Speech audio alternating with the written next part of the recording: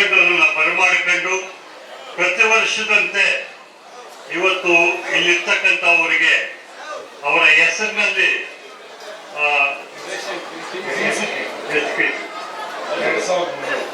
ಸುಮಾರು 2,500 ಆಹಾರ ಕೊಡುವಂತ ಕಿಟ್ಗಳನ್ನು ಕೊಡುವಂತ ಪುಣ್ಯ ಕಾರ್ಯವನ್ನು ಮಾಡಿದ್ದಾರೆ.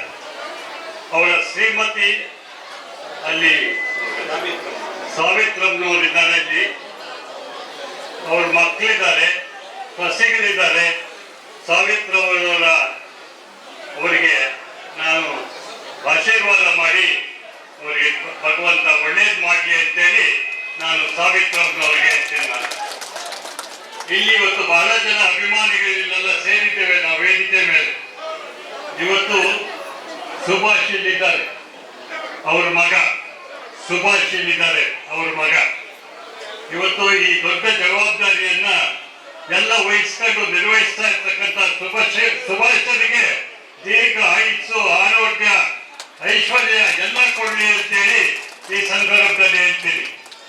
ಇವತ್ತು ಹೊಸಕೋಟೆಯಲ್ಲಿ ತ್ಯಾಗರಾಜರವರ ನಿಧನ ಆದ್ಮೇಲೆ ತ್ಯಾಗರಾಜರವರು ಅವರ ಕುಟುಂಬ ದೊಡ್ಡ ಜವಾಬ್ದಾರಿಯನ್ನು ತಗೊಂಡು ಹೊಸಕೋಟೆಯಲ್ಲಿ ಅನೇಕ ಪ್ರಮುಖ ಕಾರ್ಯಗಳನ್ನ ನಿರ್ವಹಿಸ್ತಾರೆ ಅವರು.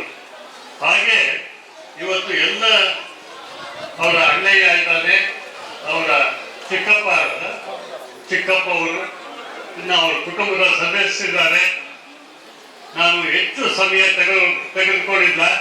ನಮ್ಮ ಮಾಧ್ಯಮದ ಸ್ನೇಹಿತರಿಗೆ ನಾನು ಈ ಸಂದರ್ಭದಲ್ಲಿ ಹೇಳುವಂತಹದ್ದು, ಇವತ್ತು ಅವ್ರನ್ನ 3ನೇ ವರ್ಷದ ಏನು ಇವತ್ತು ಕಾರ್ಯ ಇದೆ, 65ನೇ ವರ್ಷದ ಹುಟ್ಟುಹಬ್ಬ, ಇದು 65ನೇ ವರ್ಷದ ಹುಟ್ಟುಹಬ್ಬ. ಸರ್, ಇದು ನಮ್ಮ ತಂದೆಯವರಿಗೆ ಒಂದು ಬಡವರಿಗೆ ಸೇವೆ ಮಾಡಬೇಕು ಅಂದರೆ ಭಾಳ ಆಸೆ.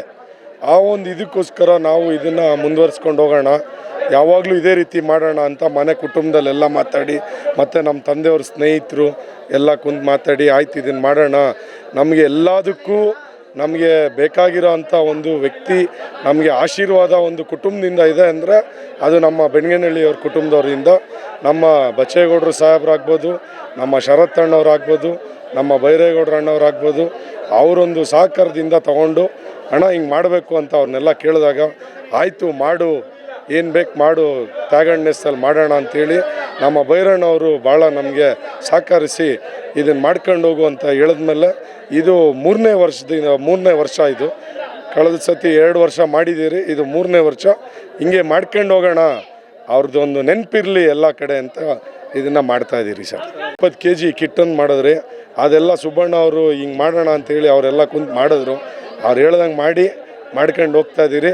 ಇದೇ ಥರ ಮುಂದಕ್ಕೂ ಮಾಡ್ಕೊಂಡು ಹೋಗಬೇಕು ಅಂತ ಭಗವಂತನಲ್ಲಿ ಒಂದು ಪ್ರಾರ್ಥನೆ, ಹಿಂಗೆ ಮಾಡ್ಕೊಂಡು ಹೋಗೋಣ ಅಂತ ಮಾಡ್ತಾಯಿದ್ದೀರಿ ಸರ್.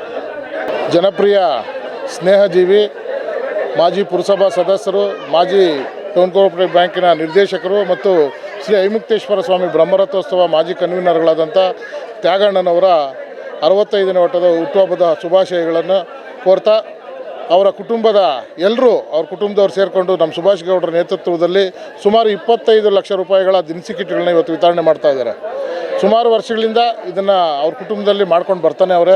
ಆಶ್ರಮಗಳಿಗೆ ದವಸ ಧಾನ್ಯಗಳು ಕೊಡೋದಾಗ್ಬೋದು, ಬಡ ಮಕ್ಕಳಿಗೆ ಶಾಲೆಗಳಿಗೆ ಬಟ್ಟೆ ಕೊಡೋದಾಗ್ಬೋದು, ಆಶ್ರಮಗಳಿಗೆ ಬಟ್ಟೆ ಕೊಡೋದು, ದವಸ ಧಾನ್ಯಗಳು ಕೊಡೋದನ್ನು ಮಾಡ್ಕೊಂಡು ಬರ್ತಾಯಿದ್ರು.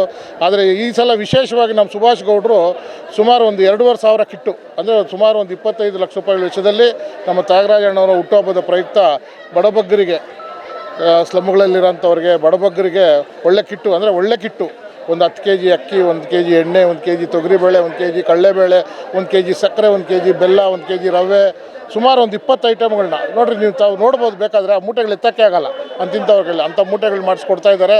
ಇವತ್ತು ನಮ್ಮ ತ್ಯಾಗಣ್ಣನವರ ಹುಟ್ಟುಹಬ್ಬಕ್ಕೆ ನಮ್ಮ ಇಡೀ ನಮ್ಮ ತ್ಯಾಗಣ್ಣನವರ ಕುಟುಂಬದವರು, ನಮ್ಮ ಸುಭಾಷ್ ಗೌಡರು ಸುಮಾರು 25 ಲಕ್ಷದಲ್ಲಿ ಮಾಡ್ತಾಯಿದ್ದಾರೆ. ಅವ್ರಿಗೆ ದೇವರು ಆಯುಷು ಆರೋಗ್ಯ ಕೊಟ್ಟು ಇನ್ನೂ ಮುಂದಿನ ದಿನಗಳಲ್ಲಿ ಇನ್ನೂ ದೊಡ್ಡ ಮಟ್ಟದಾಗ ಮಾಡಲಿ ಅಂತೇಳಿ ತ್ಯಾಗಣ್ಣನವ್ರಿಗೆ ಹುಟ್ಟುಹಬ್ಬದ ಶುಭಾಶಯಗಳು ಕೊಡ್ತೇವೆ.